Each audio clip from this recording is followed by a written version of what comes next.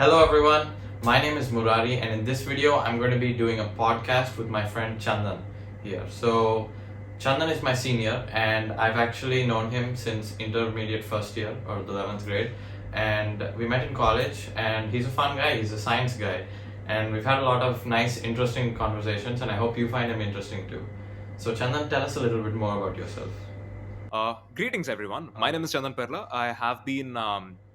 I'm currently pursuing my BBA from Christ University, Bangalore. And yeah, as Murari said, I'm a senior. So I have been, and I'm really passionate about science and things all around us. So my transition from a proper science student to this has a lot of story to it. Worked with TIFR and currently pursuing with IIC Bangalore. And I worked with uh, one of country's biggest edtech startups. Had an experience with the blockchain. So yeah, a little all of it. So yeah, we can talk a lot. Yeah, so why don't we talk about something interesting now? So you're a science guy, right? Why don't we talk about something scientific? Like, I'll ask you a question. How about what do you think is the future of mankind in space? Okay, so when you mention space, it's a whole different dimension. So when we think about our future, there are two ways to look at the same coin. So number one, we look at we adapting ourselves to the surroundings, and the second one is the surroundings adapting to us. So if we look at the way we've been brought up, let's say from a primitive organism to who we are today, right now, we have been evolving. Let's say the customization that's been happening to our body is something to so that it gets suitable for the surroundings. But when you think in the other way, let's say uh, let's say if you or me go to the space, what we're trying to do is trying to build an environment where we as human organisms, let's say, we can survive. So when we look at the way evolution would occur in the next, let's say, if we call 2 decades or so, when space extraterrestrial travel would be normalized, I personally think it's gonna be the vision of Blue Origin. Let's say the big biodomes which they're talking about. So yeah, Yeah, that's a really interesting take on this. it I've is. It never is. heard such a unique idea about that. I'm sure everyone has their own perspective about that, but I think it's interesting to see from such a science nerd here. So, do you have any questions to ask me about I would science or say, whatever? do you see any transformations that we have physically, let's say over the last 10 years? Do you find any metamorphosis of us becoming something who are great to handle stuff? Let's say using phones, browsing the network. Do you find any difference? Okay, so are you talking about individually me and you, or are you talking No, about no, no, humanity, nothing psychological. I teenagers? was talking about physical differences people tend to acquire because of extensive usage of stuff. So yeah, I'm almost on the point. Physical differences, no, but I mean, actually, I've read an article or something Hmm. about in some theater in America. I think that they actually switched the theater seat size. They made it so that the seat size is larger because the population is grown so obese or something. So they're growing, just eating and getting fatter. I guess I don't know what exactly scientific proof there is for that, but they just did that, and that's the reason. So I'm not sure physically what else is different. What I've been seeing is that people are getting taller, maybe. Uh, Okay. Seeing that their parents are shorter. Indians are usually shorter, and out of the Hmm. world, Indians are shortest, I guess. I don't think there's much physical differences in people, but there's a lot of mental differences. Of I can course. tell you that. This generation's teenagers and everyone, a lot of concern is going towards mental health, and I think there's a reason for that, obviously. Of course, Yeah. of course, of course, of course. So, quoting you on upon the increase of seat sizes, and of course, yeah, that is a type of physical difference that I was talking about.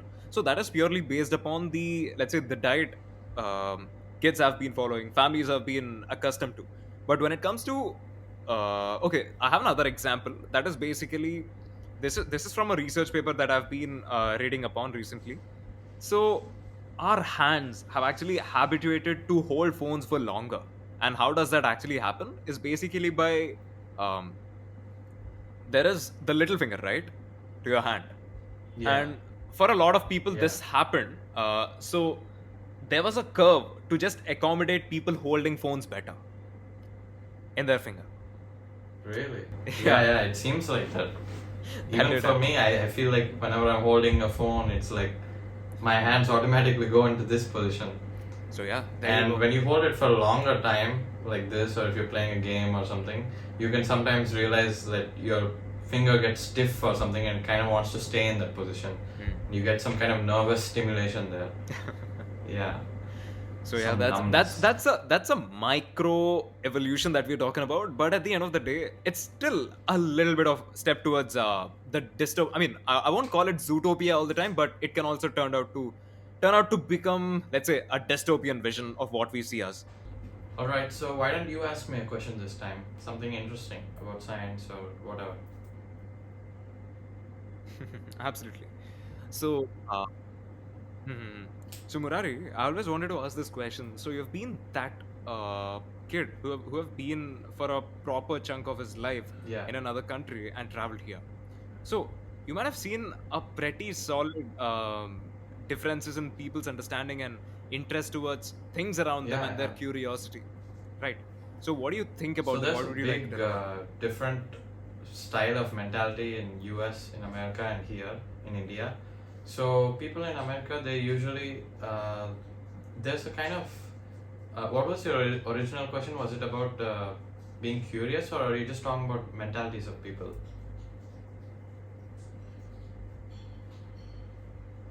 Okay, so People as a whole, anything I would anything. say that there's a lot of things to consider, but in America, people have like a kind of concept of popularity within the school.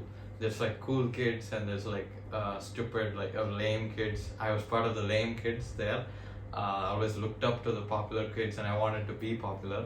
So when I came to India, one thing I realized is everyone is their own hero. You can just there's no popularity, there's nothing. You're just the most popular that's there. That's how it works here. And mentality wise, there's a lot of things to consider like this. Uh, People there, they usually feel kind of private in their own bubble, and they don't want you to get too close to them. But they're nice. They still talk. You do get close to people, but it's kind of an indirect communication there, indirect. And in India, people, it's just like they put their hand around you, they say, "Are mama, how are you, Ra?" And they talk really close and nice, and it's it's fun here.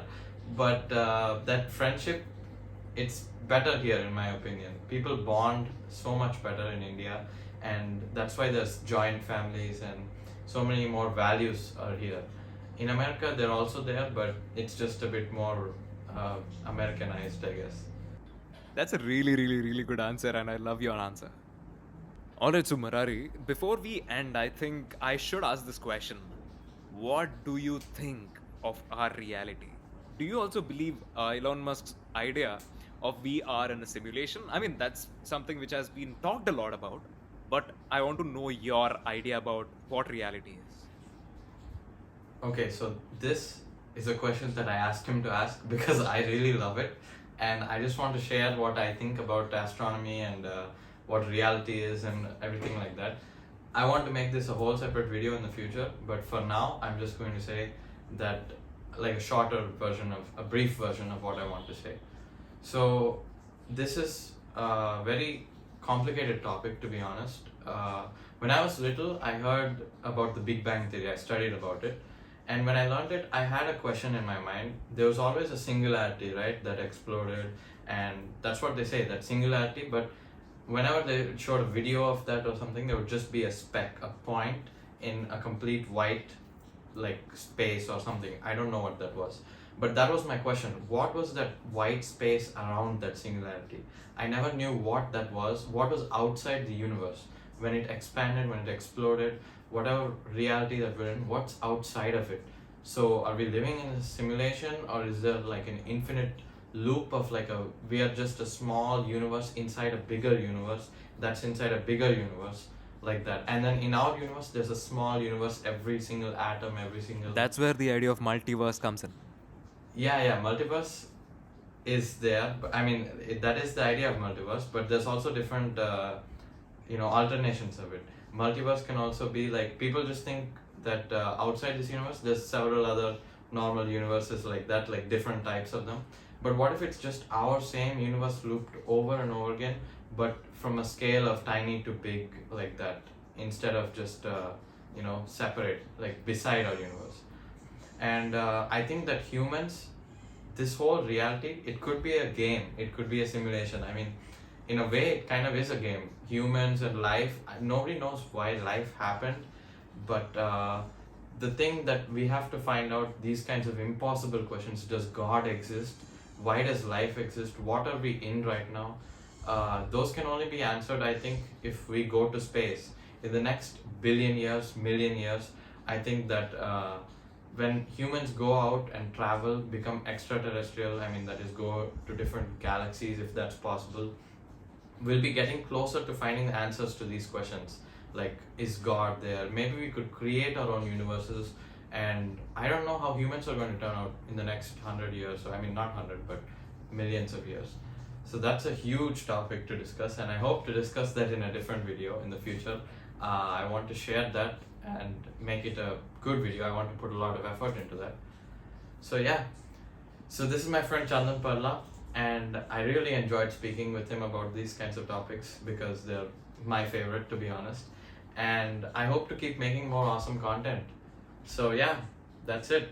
Say bye. Bye. All right. All right, Murari, it was a pleasure talking to you. Thanks for inviting me. And I must say, your network is Yeah. really, really bad. You should change it. Bye. We'll try to make a better quality one next time. I'm sorry for the quality in this video. I'm sorry if it changed or something, because we had to take several takes of this.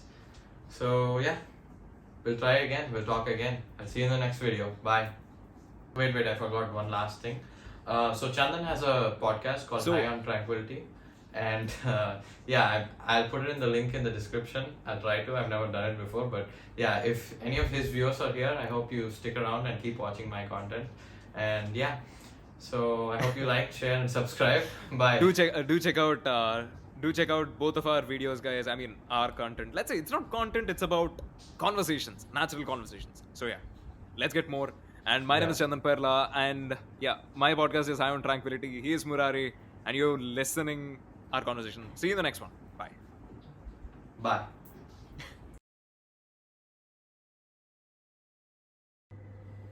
Whoa, wait. Shit, I didn't start the recording. This is so stupid. I feel so stupid. Okay, wait. Does it say for you? I thought you know that it's recording.